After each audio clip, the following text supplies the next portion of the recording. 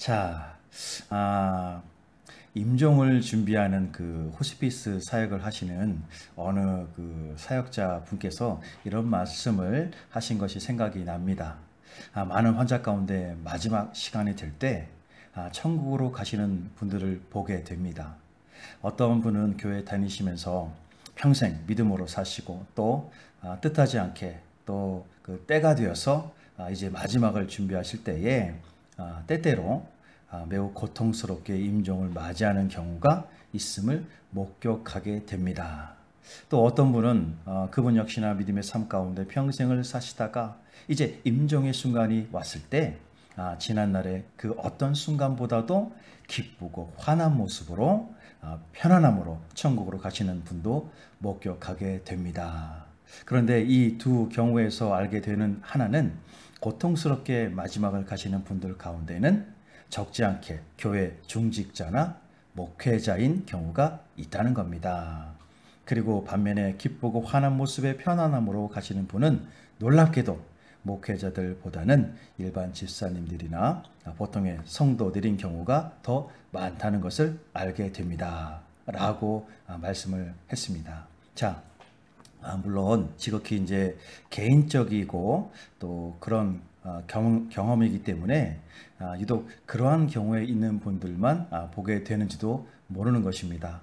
그런데 여기서 한 가지 알게 되는 게 있다고 한다면 아마도 그분들의 생전의 삶에서 무엇에 초점을 맞추고 어디에 관심이 있었는지를 간접적으로 볼 수가 있게 되는 것입니다. 자, 이는 바로 세상에 초점을 맞췄는가 아니면 천국에 초점을 맞췄는가 라는 것입니다. 다시 말하면 지난 삶에서 예수님을 알게 되고 예수님을 영접하고 주님의 몸된 교회를 섬기는 믿음의 그 시간 가운데 아직까지도 세상과 주님을 겸하여 섬기고 있었다면, 아니 이제 썩어질 세상의 것들을 벗어버리고 온전히 주님을 향한 주님을 위한 섬김의 삶이었다면 이후의 삶 그리고 그 마지막은 분명히 다를 수밖에 없는 것입니다. 동의하십니까? 자, 세상을 겸하여 산 인생과 또 주님을 위한 산 인생 가운데 그들의 감사는 과연 어디에 있겠습니까? 자, 베드로후서 1장 4절에는 세상에서 썩어질 것, 곧 우리의 정욕을 피하라고 말하고 있습니다.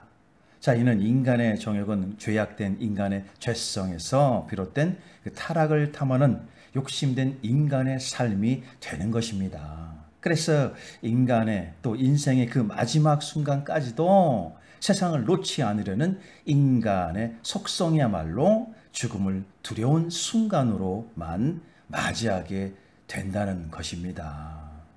동의하십니까? 그러나 주님을 위한 삶이었다면 에베소서 4장 21절 이후의 말씀을 깨닫는 삶이 되는 것입니다.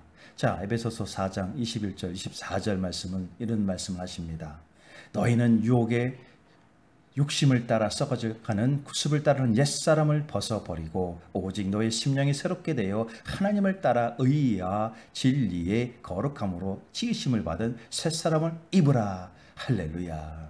자, 그러므로 예수님 안에서 새롭게 된 성도는 새 옷으로 입어 단장한 것 같이 기쁨과 감사가 넘치게 되는 것입니다. 아멘이십니까? 그래서 그의 인생 마지막 순간까지도 기쁨과 감사함으로 저 의의 진리 그리고 거룩의 천국으로 갈 수가 있게 되는 것입니다. 아멘이십니까? 자, 진정 우리 인생은 언제나 감사하는 생활을 하고 있는지 스스로를 돌아봐야 할 것입니다. 주어진 인생의 시간 가운데 이 땅에서의 욕망과 탐욕만 앞세운다면 그 결과는 원망과 불평만 남게 될 것입니다. 그러한 자들은 자기 자신의 영혼과 마음을 병들게 하고 끝내는 사망으로 달려가게 할 뿐인 것입니다.